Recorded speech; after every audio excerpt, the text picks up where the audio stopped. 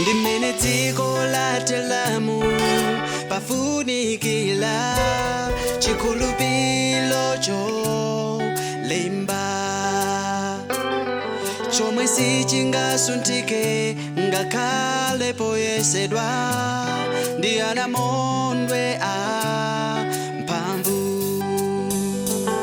Ndimene dziko latelamu pafunikila chikhulupiriro champhamvu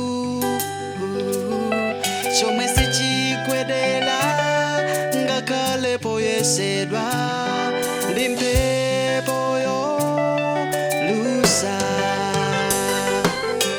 Khulupirira Yesuyo, tsata njira yake,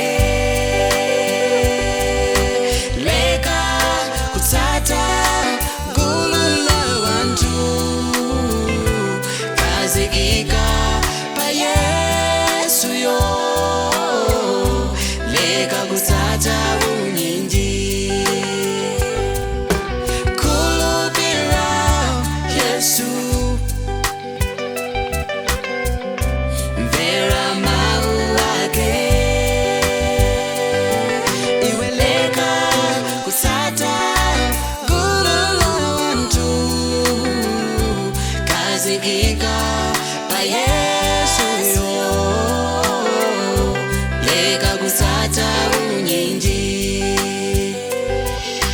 Gulu la anthu layika maso awo pa zomwe